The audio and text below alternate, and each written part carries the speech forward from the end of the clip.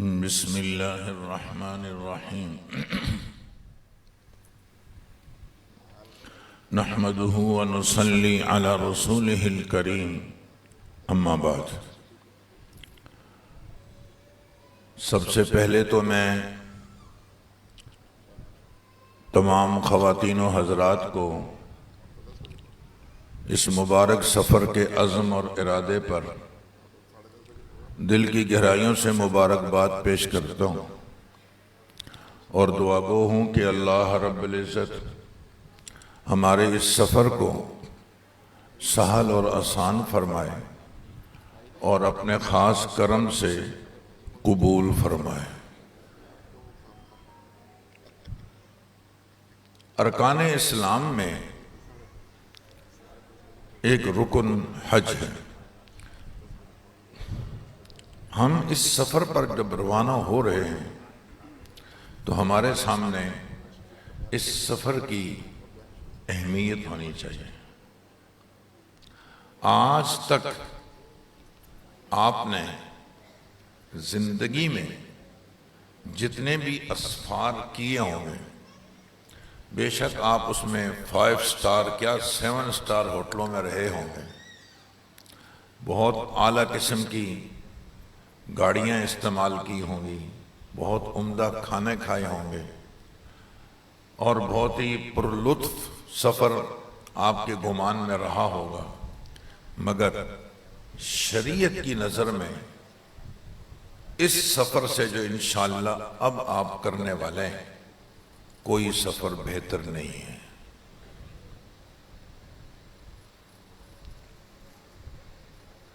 یہ سفر حج ہے، جس کی برکت سے انسان کا ایمان مکمل ہوتا ہے۔ الحمدللہ ہم کلمہ گو مسلمان ہیں تو بنی الاسلام علی خمسن میں پہلا رکن موجود ہے، شہادت اللہ الہ الا اللہ وان محمد رسول اللہ۔ ہم مسلمان ہیں، ہم نماز پڑھتے ہیں، دوسرا رکن بھی گویا موجود ہے، نماز کا اہتمام۔ تیسرا رکن زکوٰۃ، الحمدللہ زکوٰۃ جو لوگ صاحب نصاب ہیں وہ دے رہے ہیں تو وہ اس پر بھی عمل ہو رہا ہے۔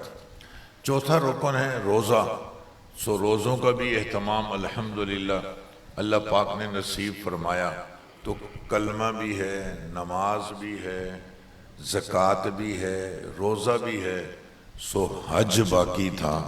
یہ اس خوبصورت عمارت کی آخری اینٹ ہے۔ اس اینٹ کے لگنے سے اس محل کا حسن انشاءاللہ مکمل ہو جائے گا۔ بس اللہ پاک ہمیں ہمت عطا فرمائے، ہمارے لیے آسانیاں پیدا فرمائے۔ تو ایک بڑی بات تو یہ کہ اس سفر کی برکت سے ہمارا ایمان مکمل ہوگا، اور اس کے ساتھ ساتھ آپ دیکھیے ہمارے نبی پاک صلی اللہ علیہ وسلم کا ارشاد ہے، الحج المبرور لیس لہ جزاء الا الجنہ۔ یہ ہے وہ سفر جس کے اختیار کرنے پر اللہ تعالیٰ نے آپ صلی اللہ علیہ وسلم نے جنت کی ضمانت لی ہے کہ حج مبرور کا بدلہ جنت کے علاوہ کچھ نہیں ہے۔ البتہ علماء فرماتے ہیں یہ حج مبرور کیا چیز ہے، تو اس کی بہت ساری باتیں اس کی تشریح میں کہی گئی ہیں۔ اس کا ایک آسان ترین مطلب تو یہ ہے کہ حج مبرور یعنی ایسا حج جس میں کوئی گناہ نہ ہو۔ ہمارا عزم ویسے بھی ہونا چاہیے، زندگی میں کوئی ایک سفر تو ایسا ہو جائے جس میں اللہ کی نافرمانی نہ ہو۔ گھر سے نکلیں، واپس گھر تک اگر ہم نے اپنے آپ کو سنبھال کے رکھا تو اللہ تعالیٰ کی ذات سے امید ہے آنے والی زندگی انشاءاللہ بہتر ہو جائے گی۔ نہ صرف یہ کہ مستقبل بہتر ہوگا، ماضی کا بھی کفارہ ہو جائے گا۔ الحج المبرور لیس لہ جزاء الا الجنہ۔ یہی وہ سفر ہے جس کے لیے آپ صلی اللہ علیہ وسلم نے فرمایا من حج للہ، جس نے اللہ کی رضا کے لیے حج کیا، من حج للہ وَأَتِمُّ الْحَجَّ وَالْعُمْرَةَ لِلَّهِ، جہاں جہاں حج کا ذکر ہے وہاں للہ للہ للہ، اس کا بھی بار بار ذکر ہے کہ حج اللہ کی رضا کے لیے ہونا چاہیے، شہرت کے لیے نہیں، اپنے حج کی تعداد بڑھانے کے لیے نہیں۔ آدمی اپنا بینک بیلنس نہیں بتاتا، اگرچہ اس میں 500 ہی کیوں نہ پڑو، بھائی آپ کے اکاؤنٹ میں کتنے پیسے ہیں، تمہیں اس سے کیا غرض ہے؟ بیوی کو بھی نہیں بتاتے لوگ، لیکن حج کی بات آتی ہے، ہاں 2 حج کی ہیں، 4 حج کی ہیں، اس کا تذکرہ پڑا، یہ آپ کا بینک بیلنس ہے، آپ ادھر تو نہیں بتاتے ہو، اس کی تشہیر کیوں کرتے ہو؟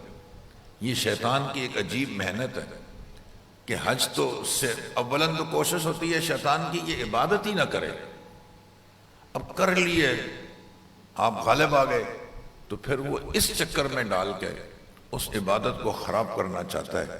ہم نے دونوں شکلوں میں مقابلہ کرنا ہے، وہ کہے نہیں جانا، اللہ نے توفیق دی ہے، اس کا شکر ادا کرو، مجھے اس قابل بنایا ہے، میں یہ سفر کر سکتا ہوں، الحمدللہ الحمدللہ۔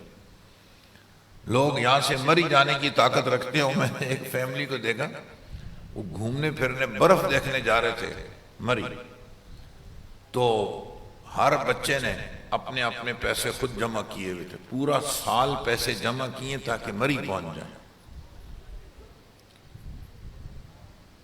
ہاں اتنی محنت کرتے ہیں دنیا کا سفر، دنیا کی تھوڑی سی آسائش حاصل کرنے کے لیے، مگر جو اللہ کے گھر کے شوقین ہوتے ہیں۔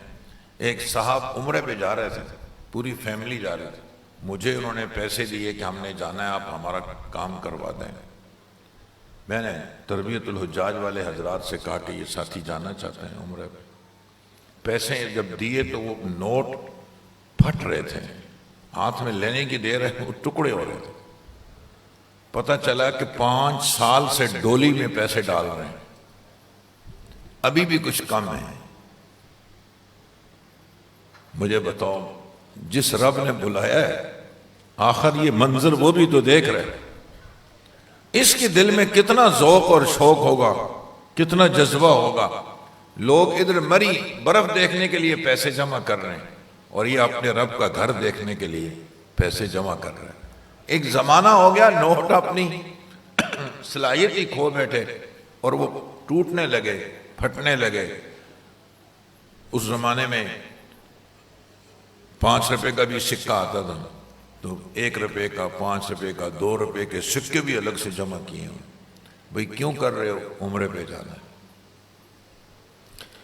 سفر ہی اتنا لذیذ ہے، آدمی کہتا ہے میری زندگی کی آخری تمنا ہے اللہ تعالیٰ مجھے اپنے گھر کی زیارت کروا دے، تو اللہ کی رضا کے لیے ہو یہ من حج للہ فلم یرفث ولم یفسق، آداب کی رعایت کی، لڑائی جھگڑا فتنہ بے حیائی نہیں کی۔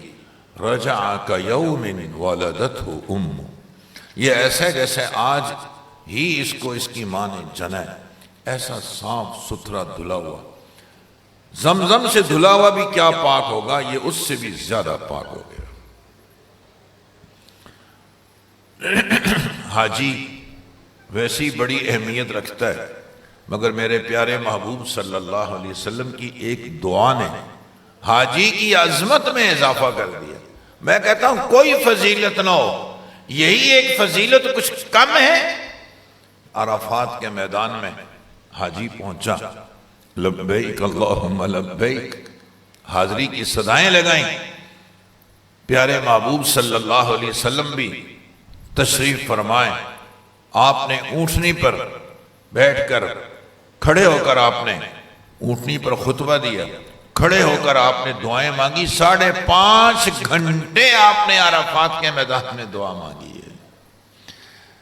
ہمارا حاجی 1 گھنٹہ بھی مانگتے ہوئے تنگ آ جاتا ہے۔ غور کیجئے کیا تعلق مع اللہ ہوگا اور کیا اس سفر کی عظمت اس کے دل میں ہوگی جس نے 5.5 گھنٹے دعا مانگی۔ میں جو بات بتانا چاہ رہا ہوں وہ اگلی ہے، اور وہ یہ کہ آپ صلی اللہ علیہ وسلم نے عرفات کے میدان میں جو دعا مانگی نا، اس دعا کا ایک جملہ تھا، اللہ ان حاجیوں کی مغفرت فرما۔ میں کہتا ہوں ہمیں اپنی دعاؤں پہ اتنا یقین نہیں جتنا کہ اپنے پیارے محبوب صلی اللہ علیہ وسلم کے اس جملے پہ یقین ہے کہ اگر ہم اس سرزمین سے ہو کے آگے تو آپ کا ارشاد ہے اللہ اس حاجی کی مغفرت فرما۔ اللہ پاک اپنے نبی کی دعا کو انشاءاللہ رد نہیں فرمائیں گے۔ اگلا جملہ اور عجیب تھا، اے اللہ اس حاجی کی مغفرت فرما، اور آگے فرمایا یا اللہ یہ جس کے لیے دعا کرے اس کی بھی مغفرت فرما۔ یہی وجہ ہے کہ لوگ ہم سے یہی امید رکھتے ہیں کہ یہ حاجی صاحب ہمارے لیے دعا کریں گے، خواہ کتنے بڑے فیملی کا فرد کیوں نہ جا رہا ہو۔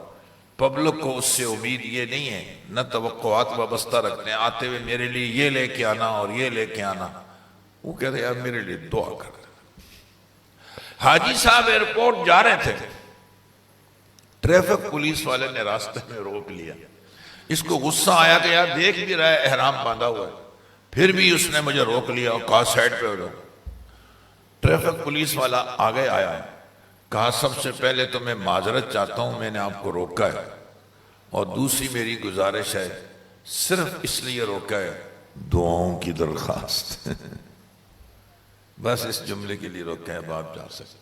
ہر شخص حاجی سے یہ تمنائیں رکھتا ہے کہ وہ ان کو کیوں، اس کو نبی کی دعا ہے، اس حاجی کو نبی کی دعا ہے، اے اللہ اس کی بھی مغفرت فرما اور جس کے لیے یہ دعا مانگے اس کی بھی بخشش فرما۔ یہ سفر اتنا عظیم ہے، کہیں روایت میں یہ بات نہیں ملتی کہ جب کوئی بندہ تہجد پڑھ کے باہر نکلے آگے بڑھو مسافہ کرو اپنے لیے دعاؤں کی درخواست کرو، یہ بہت تہجد گزار آدمی ہے۔ ہمیں کرنا چاہیے، ایسے نیک اور صالح لوگوں کی محبت ہمارے دلوں میں ہونی چاہیے۔ جو چاہتا ہو نا کہ میری اولاد دیندار بن جائے، اسے چاہیے کہ دینداروں کو عزت دے۔ جو دینداروں کی کرے تذلیل اور امید رکھے کہ میرے بچے دیندار ہوں گے، یہ مشکل ہے۔ یہ ایک الگ بات ہے کہ ہمیں صلحاء اتقیاء دینداروں سے محبت ہونی چاہیے، ان سے دعاؤں کی درخواست کرنی چاہیے، مگر حدیث میں ہمیں یہ حکم نہیں ملتا کہ یہ تہجد گزار ہے جاؤ آگے بڑھو دعاؤں کی درخواست کرو، یہ حافظ صاحب ہیں دعاؤں کی درخواست کرو۔ مگر حاجی کو یہ اعزاز حاصل ہے کہ روایت میں آتا ہے جب حاجی حج کر کے آئے آگے بڑھو مسافہ کرو اپنے لیے دعاؤں کی درخواست کرو۔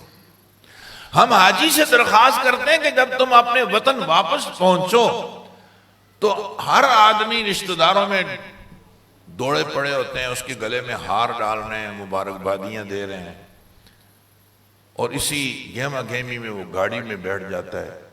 حالانکہ یہ حاجی اس وقت مستجاب الدعوات ہے۔ رشتہ داروں کو چاہیے کہ سیٹ پہ کھڑا کر کے پہلی درخواست یہ کریں کہ حاجی صاحب گاڑی میں بعد میں بیٹھنا، پہلے ہمارے لیے دعا کر دو۔ اس کے بڑے اثرات ہیں۔ میں عرض یہ کر رہا تھا کہ اس سفر کی عظمت ہمارے دل میں ہو۔ تندور والا روٹیاں لگاتا ہے نا تو آگ کے شعلے اٹھ رہے ہوتے ہیں، چہرہ بھی جل رہا ہے سینہ بھی جل رہا ہے، لیکن روٹیاں لگاتا ہے کیونکہ اس نے شام کو کچھ پیسے لینے ہیں، اس کی نظر ان پیسوں پر ہے۔ تو یہ تکلیف آگ میں جل رہا ہے، گرمی سے شرابور ہو رہا ہے، مگر یہ تکلیف کوئی تکلیف نہیں ہے کیونکہ اس کو 50,000 روپیہ اگلا اس کو تنخواہ دے گا۔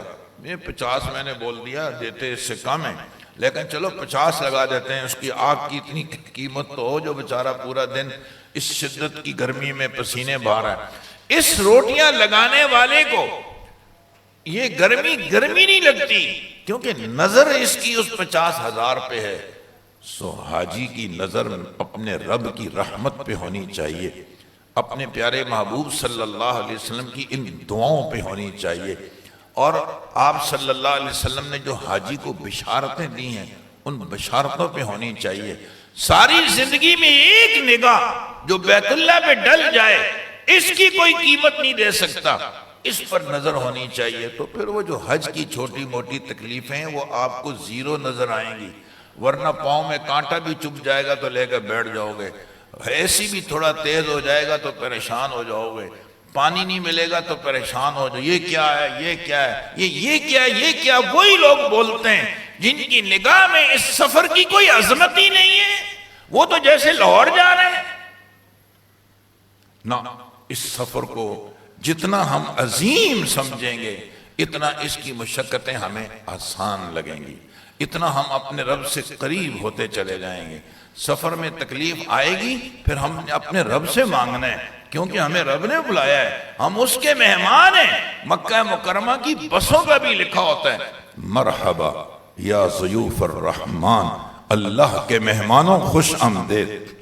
مدینہ منورہ کی در و دیوار پہ لکھا ہوا ملے گا مرحبا یا ضیوف النبی، اے نبی کے مہمانوں خوش آمدید، خوش آمدید.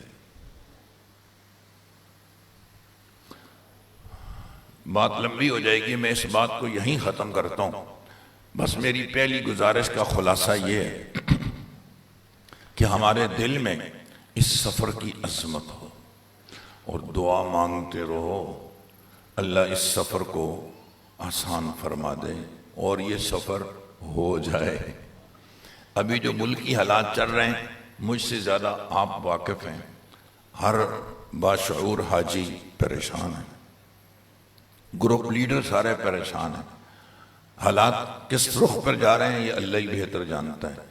بس ہمارا تعلق رب سے جتنا مضبوط ہوگا انشاءاللہ اللہ تعالیٰ دعا میں جو طاقت ہے، الدعاء سلاح المؤمن، دعا مومن کا اسلحہ ہے.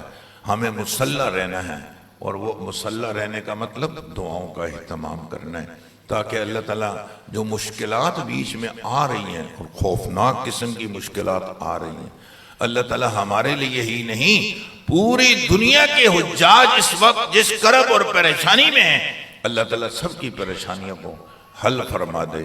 اور اللہ رب العزت ہماری مملکت اسلامیہ سعودی عرب کو خوبصورت فیصلے جیسے پہلے وہ کرتے رہے ہیں حجاج کے حوالے سے، اب بھی ایسے خوبصورت فیصلے کرنے کی توفیق عطا فرمائے کہ یہ دعائیں صرف حاجی اپنے لیے نہیں کرتا، سعودی عرب سے آغاز کرتا ہے. اللہ انہیں بھی جزائے خیر دے، ان کی خدمات کو قبول فرمائے، اور اللہ تعالی ہمارے لیے بھی آسانیاں پیدا فرمائے.